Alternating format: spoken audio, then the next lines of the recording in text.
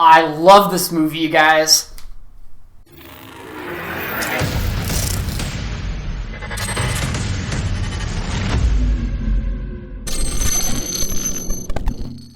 Hands down, you guys, this interpretation of the Joker is one of the best I've seen. I know a lot of people right now are comparing this Joker to the Heath Ledger Joker, and they're kind of debating which one is better. I can't really do that because they're both completely different Jokers, but I would say they're basically on the same league with each other, just in a little bit of a different way.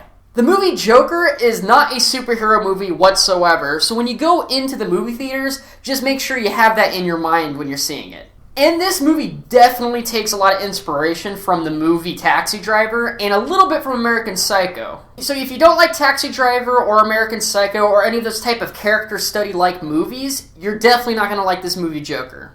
So if you think this movie is about like Joker fighting Batman on top of a building with explosions and things like that, you're going to be really disappointed. You're not going to like this movie. I really like this new interpretation of the Joker. It's very different than any other interpretations yet. The difference between Joaquin Phoenix's Joker and other interpretations of the Joker, it's sympathy. Sympathy for the Joker, and showing how society was kind of the one that kind of turned him into the monster that we know as the Joker. I mean, this guy Arthur, or aka the Joker, he has quite a shit life in this movie. I mean, the dude has mental problems. He has to take care of his sick mother. He lives in a run-down apartment on a crappy city.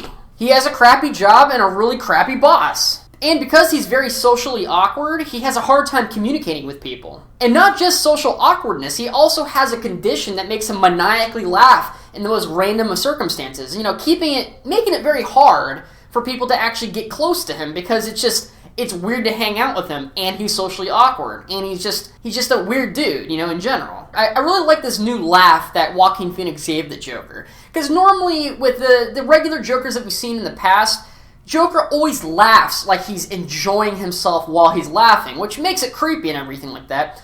But in this case, his laughter is actually kind of like a curse upon him, because he's not trying to laugh a lot of the times. It just kind of is forced upon him by his body. I just find Joaquin's version of Joker's laugh more compelling because he's kind of tortured by it, and he's kind of, it's like a weight like bearing on top of him because of it. It's something that actually is his crutch. It's not something that he wants to do. So because of his maniacal laugh and his social awkwardness, he has a hard time making friends and kind of joining with the rest of society. I'm a really big Joker fan, and I'm also a very big Batman fan, and I really don't like when they give Joker a backstory, so I had like a skeptical eye when I came into watching this movie, because I really didn't want them to like ruin Joker's backstory, you know? I really like the Dark Knight's interpretation of the Joker, where he kind of just like this force of nature that comes into Gotham. Like, he almost doesn't feel human. He feels almost like as if he was born out of thin air, like he came out of the ether, you know? Like, you seriously don't know anything about him in the Dark Knight.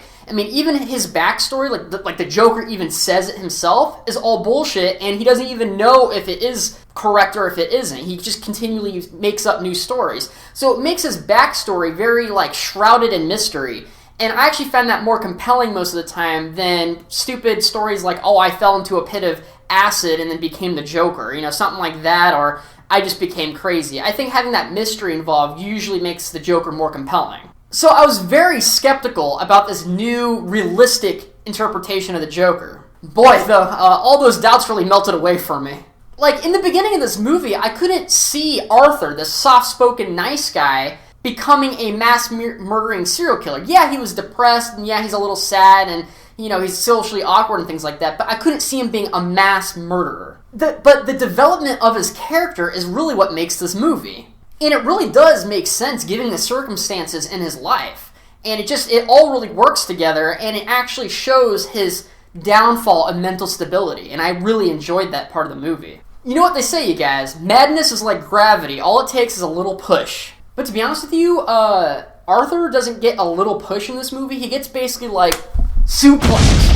Oh! Yeah, he gets suplexed off a cliff. He doesn't get just a little push. In my personal opinion, my favorite part about this movie is actually the social commentary. I feel like the social commentary is about the mental health in America and certain disenfranchised young men. I'm trying not to say a specific word, but a group of disenfranchised young men that happen to take the turn for the worst. Don't get me wrong, the acting's amazing, but I think that is almost like a secondary seat compared to the social commentary on this one. I mean, I know Joaquin Phoenix's back is probably hurting from carrying this entire movie on his shoulders, but the social commentary is just perfect. I used to be a paramedic, and the first rule of being a paramedic is always tell everyone that you were or are a paramedic. I used to work on the ambulance, and sometimes we would transport a lot of mentally health people to either their homes from a facility or back to homeless shelters. So I have a lot of, I guess you'd say, experience dealing with mental health patients or people with mental trauma or any sort of issue. And let me go ahead and tell you, a lot of people that I transported felt disenfranchised. They felt, I guess you'd say, beneath the regular population because of their issues. I mean, there's even a stigma in society when you go to a mental health facility. People feel crazy, and, even society kind of sees people who go to mental health facilities and other places like that as crazy, like they have mental issues and have problems, which, I mean, they kind of do, but there's a very negative stigma attached to that, if you know what I mean. I'm just trying to say it's very negative in society's eyes when you go to one of those places, and that shouldn't be a thing. You should get the help that you need. In this movie, The Joker, it's actually 1981, and if you know anything about like mental health history in America, 1981 is kind of a big deal. There was the Budget Reconciliation Act of 1981, which is a pretty big deal in mental health, I guess you'd say, history. The federal government actually ended funding for a lot of, I guess you'd say, mental health facilities back in the day. And a lot of people who actually had mental illnesses, but they weren't physically seen, I guess you could say, they weren't like so visually noticeable, they were pushed into the background and were basically unfunded, so nobody actually could get funding.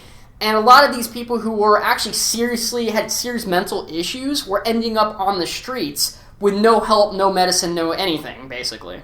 And the only facilities that could actually take some of these mental patients in were actually profitable facilities. I guess you could say they were privately owned. So they were for profit, and they would do things that I guess you'd say wasn't just for the illness, and just to keep them around so they could keep getting paid. So it was very profit-oriented than to actually help the person that was coming in to get help. So it was just a big cluster, and it was not a good time, basically, for mental patients anywhere. I think this movie is to pull up a mirror towards society and show people that, evil isn't made by, having somebody fall into a vat of acid and then becoming the Joker, or, just spawning from the ether from the nether realm. Evil is usually paved either in good intentions, or it was either created by society and the people around them. Evil is never black and white in the real world, especially people who have mental problems and are consistently disenfranchised, ignored, and looked at as, in a kind of a dim sort of light. You gotta see that, society doesn't treat certain people certain ways, and sometimes because of that, ignoring certain people, disenfranchising them, looking down on them, not listening, just kind of turning your face and your head away from them, the only outlet left for people to go when they're in that type of circumstance is to lash out in violence for people to actually listen to them, because you're either ignoring them, censoring them, not giving a crap about them, and then they kind of, I guess you'd say, rot in their own little corner of the world, and they continually, I guess you'd say, have like a negative loop going on in their head, and just because of that, it kind of spawns evil, if you know what I'm talking about. There's people like that in the real world, and I think that's great, and in this movie is kind of going ahead and talking about that in a realistic way. I really like in one of Joaquin Phoenix's interviews, he talks about how he prepared for that role. He actually looked and saw recordings of people who, I guess you'd say, are reprehensible people and had really bad, I guess you'd say, bad and evil things that they did to people, right? But then he goes on to say that as he started studying them and looked into their history as children in their past life, he got a different, I guess you'd say, take from them. He thought a little differently about them, if that makes any sense. Because they had such a bad life, they were raised in such a bad way, they were beaten as children, they had ridiculous mental health issues, all those things add up into something very, very evil if you, put it in the right environment. Yeah, check out his clip real quick. I felt such a wide array of feelings towards Arthur Joker in preparing for the role and the people that I studied for the character. I like that. There are things that I read about certain people that filled me with a fury and an anger towards them.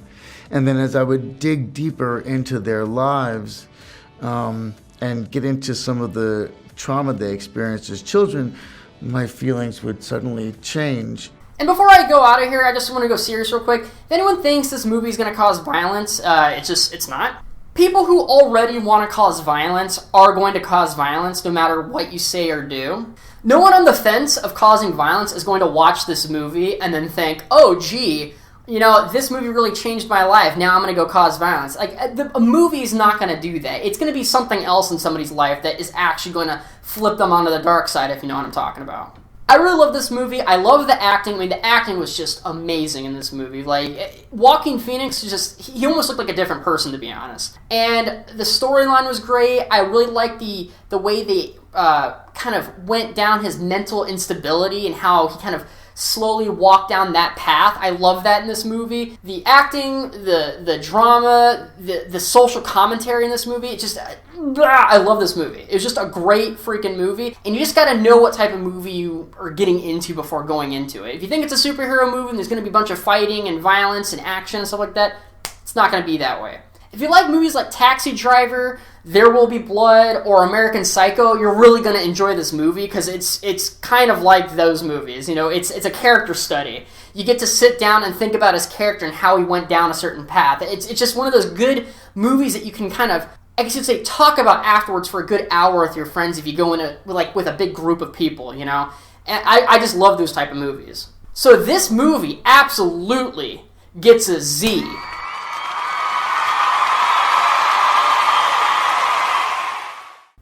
Thank you guys so much for watching. Please like, share, and subscribe, comment, do all of that good YouTube business. Please tell me what you think about the movie. Maybe I'm wrong. What do you think this movie was about? Click the little bell because I'm going to be reviewing a lot of horror movies because, it's October right now. And thank you guys so much for watching, and see ya!